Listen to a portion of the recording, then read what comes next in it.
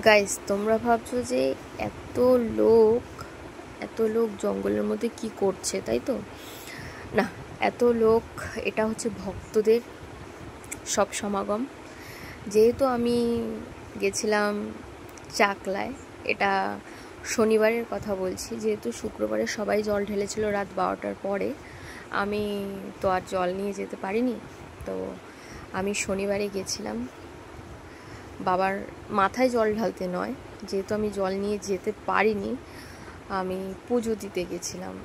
তো ওখান থেকে আমি ডালা ঠালা নিয়ে বেশ ফুলের মালা ঠালা দিয়ে আমাকে বেশ গুছিয়ে টুছিয়ে দিলেন এক দিদা।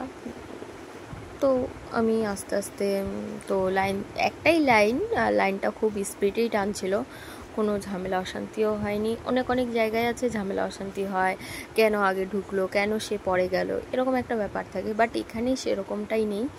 এখানে খুব ভালোভাবে পরের দিন আমি এটা শনিবারের কথা বলছি, খুব ভালোভাবে আমি পুজো দিয়েছি। যেহেতু এখানে সবটাই ক্যাপচার করতে পারিনি, তবুও যতটা পেরেছি ততটাই করেছি। তারপরে এই দুই দিদি, পুলিশ দিদি খুব বলছিল যে তুমি ব্লগ করো। হ্যাঁ, আমি ব্লগ করি। তারপর একটু হাসছিল বলে ওর জন্য আমি আবার ভিডিও করলাম। তাদের তো সেম মুখ ঘুরিয়ে নিল, ঠিক আছে, নো প্রবলেম। অনেকে তো সবটা পছন্দ করে না সবাই। তো ওই বাবার কাছে এসে তারপরে যে বাবার যে সব ভক্তরা, এই যে সামনে যে ক্যামেরাটা, এই ক্যামেরাটা হচ্ছে বাইরে একটা এলইডি স্ক্রিন লাগানো আছে। ওখানে দেখো সব কাদা কাদা হয়ে গেছে, এত জল, মানে বাবার মাথায় সবাই। আর তারপরেও দেখো ক্যামেরা পুরো আমার জ্বলে গেছে, এত রোদ ওখানে, মানে বলার না, এত রোদ হয়েছে। মানে এই কয়েকদিন এত বৃষ্টি দিয়েছে, আর সেই দিনই এত রোদ দিয়েছে আর এত গরম দিয়েছে। তারপরে দেখো আমি পুজো দিতে যাচ্ছিলাম, কারণ একটাই লাইন তো, ওটা আর কোনো লাইন ছিল না, যে পুজো দেওয়ার কোনো লাইন ছিল না। যেহেতু ওই লাইনটা ধরে আমাকে লাইন দিয়ে এসে আমাকে পুজো দিতে হয়েছে। তো বাবা, এখানে 3টে মূর্তি ছিল, তো প্রথম মূর্তিতেই আমি লোকনাথ বাবার পুজো করেছি। তারপর আমি একটা ছোট্ট করে কথা বলতে চাই, এখানে যারা যারা এই যে এই ধূপকাঠি মোমবাতিগুলো জ্বালান, প্লিজ, কাদের কেমন লাগবে আমি জানি না, কিন্তু প্লিজ এরকম করবেন না, কারণ এই গাছগুলোর ক্ষতি হচ্ছে। এই গাছগুলো যতটা সুন্দর করে সাজানো আছে, সাজিয়েছে যতটা সুন্দর করে, মানে কি বলবো, পুরো মন্দিরটাই সুন্দর লাগে এই গাছেদের জন্য। তো আমি একটাই কথা বলবো তাদের জন্য, যে যারা যারা ভক্তরাই তো যায় ভগবানের কাছে, বাবার কাছে। তো এই বলছি, এই গাছগুলো প্লিজ আপনারা এদের উপরে কখনো অত্যাচার করবেন না, এটা জেনে রাখবেন, একটি গাছ একটি প্রাণ কথায় আছে। তো এই গাছগুলো কখনো ক্ষতি করবেন না। আপনাদের যেখানে আরতি করার জায়গা করে দিয়েছে, সেখানে আপনারা আরতি করুন, তাতে কেউ কিচ্ছু বলবে না। বাট আপনারা প্লিজ এই গাছগুলোর কখনো ক্ষতি করবেন না। তো তারপর এই যে এই ফাঁকা জায়গাটায় কীর্তন হচ্ছিল, কীর্তনের একটা মঞ্চ করা হয়েছিল। তো ওখানে কীর্তন হচ্ছিল।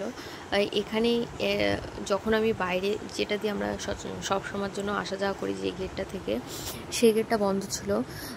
তো এক পুলিশ দাদাকে জিজ্ঞেস করলাম যে দাদা, আমি বাইরে যাব কী করে?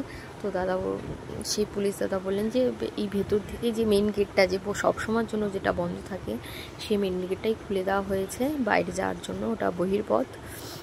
তো যাওয়ার সময় দেখি এই যে সামনে যে মাঠটা মন্দিরের, এই মাঠের মধ্যে প্রচুর জল, কাদা, মানুষের যে এত জল, এত যে কাদা, মানুষ কী করে পারাচ্ছে এত ভক্তরা। এদিকে আবার দেখো দুই দাদা, যেটা ওনাদের কাজ, রিপোর্টার যেটা করে থাকেন সেটাই করছে। ভালো লাগছিল বাবাকে বলে বাই বাই জানিয়ে, ভালোভাবে আমি পুজো টুজো দিয়ে আমি গো টু হোম। তারপর দেখো আস্তে আস্তেই চলো, তারপরে এই গেট থেকে বেরোচ্ছিলাম। তো তারপর আশেপাশে এত এত ভক্তরা, আমি বুঝতেই পারিনি। আর আমরা তো যাব হঠাৎ করে, এটা তো কোনো প্ল্যানই ছিল না যে হ্যাঁ শনিবার যাব গিয়ে বাবাকে পুজো দেবো। এটা জাস্ট হঠাৎ করে, কারণ আমাদের এখান থেকে বেশি দূর না চাকলা, তাই জন্য এটা হঠাৎ করে হয়েছে। খুব খুব মানে খুব জোর বেশি হলে আমাদের 1 ঘন্টা লেগেছে। আমাদের বাড়ির থেকে চাকলা ধাম যেতে 1 ঘন্টা লেগেছে। তো বাইরে এসেই দেখো, যখন বাইরে বাড়ির দিকে রওনা দিচ্ছি, আমি আর আমার বন্ধু গেছিলাম, ও বাইক নিয়ে গেছিলো। তো যখন আমরা যাচ্ছি, এত ভক্তদের ভিড়, কেউ যারা যারা পুজো দিয়ে যাচ্ছে বা কেউ পুজো দিতে আসছে, মানে ভক্তদের শেষ নেই। তো ভিডিওটা ভালো লাগলে শেয়ার, কমেন্ট, লাইক করো, আর চ্যানেলটা সাবস্ক্রাইব করো। আর যারা যারা এই যে বললাম গাছেদের কথাটা, এটা একটু মাথায় রেখে আপনারা একটু সাবধানে, আপনি বা যারা এই ভিডিওটা পৌঁছাবে যাদের কাছে, একটু সতর্ক করে দেবেন, তাহলে খুব ভালো লাগবে। এই পর্যন্ত এই ভিডিও।